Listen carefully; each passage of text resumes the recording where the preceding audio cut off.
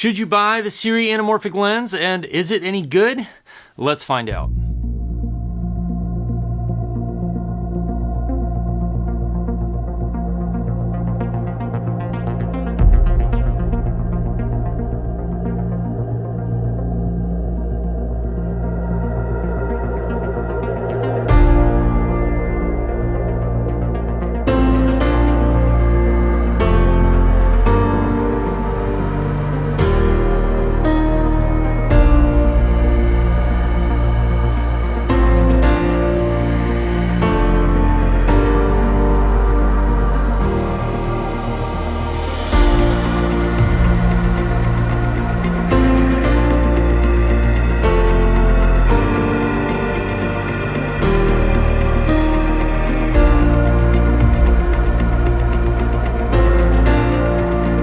Today, we're going to review the Sirui Anamorphic 50mm 1.8. Hey, my name is Jake Sloan. I create content here on YouTube for solo creators who are on the go. So I do reviews of equipment that makes the process easier and tips and tutorials on how to use that equipment.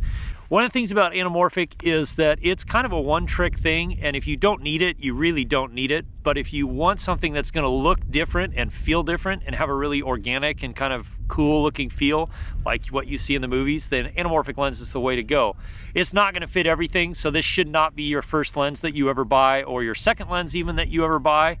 But if you've got a few other lenses and you're looking for a way to set your footage apart and make it stand out and make it look different, or you want to film more, I hate to use the word cinematic looking stuff, but you know, stuff that looks more like it came off the movie screen, Anamorphic is what you're going to want to use. So far, using this lens, we've been running around the glacier here today, and I gotta say, it's really sharp. It handles stuff really well. I've shot some stuff at night with it. Because it goes down to f1.8, it really looks nice, even in really, really low light. Before, when I was looking at Anamorphic, you had to buy an adapter that would go on the front of some other lens. And so basically, whenever you wanted to focus that lens, you had to focus both your regular lens, and then your Anamorphic lens at the same time, which made it really difficult. Well, this, being that it is a lens built for your camera, you focus with one focus ring, and you change your aperture with one aperture ring. And it's a declipped aperture ring. It feels really nice. Both the focus ring and the aperture ring feel really nice. They're like really nicely dampened. The one thing I will say is the lens is not weather sealed. So if it wasn't beautiful and sunny and gorgeous like it is today, I would not be using this out here because there's no weather sealing on it at all. But it is really well built. It's all metal, solid construction. All right, now that you've seen some of what the Anamorphic lens is capable of, let's talk about some of its specs. Now, it is a 50mm 1.8. At 1.8 and 2.8, it's a little bit soft. I'm shooting this at 2.8 right now. But once you get to f4 and above, it's extremely sharp, and I mean extremely sharp. This is an all-manual lens, so you either will need to be able to focus it on your own, make sure you have something to pull focus with, and if you're not used to working with squeezed footage in your viewfinder, then you'll want to use something like the FieldWorld MA5 or many of the other options that are out there of small monitors that have an automatic de-squeeze function built in so that you get an idea of exactly what your footage is looking like as you're shooting it. The lens has 67mm front filter threads, so it'll work with variable NDs and things like that. I was using it with variable ND and it worked perfectly well. With Anamorphic, of course, you get the very sci-fi-esque flares, which you have to have a single point light source to work the best, and then the more intense that light source, the stronger the flaring is.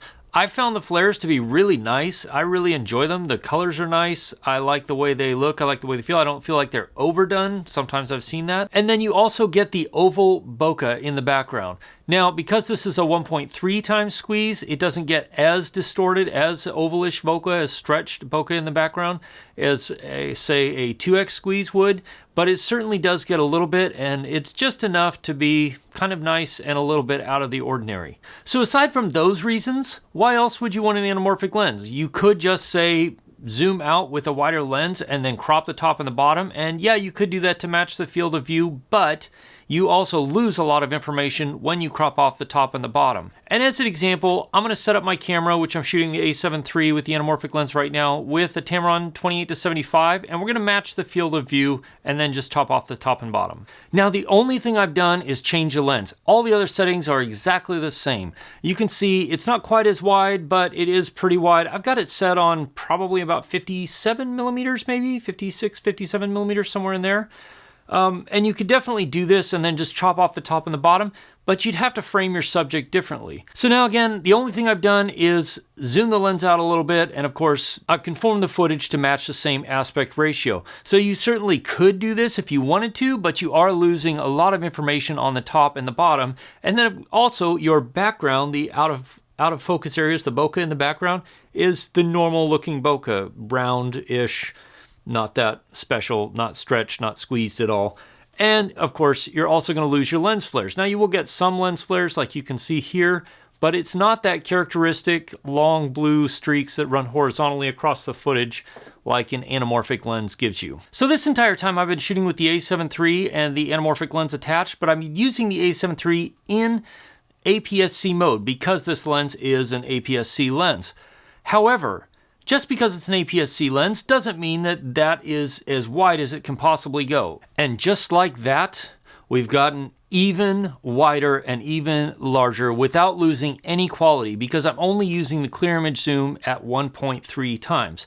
When you use APS-C mode on a full frame camera on Sony's, then you're actually cropping in 1.5 times. So what I've done is set up two custom buttons, C3 and C2, as my options to be able to change when using my A7 III. C3 basically toggles me in and out of APS-C mode, and C2 turns on clear image zoom and gives me the option to zoom in or zoom out using clear image zoom.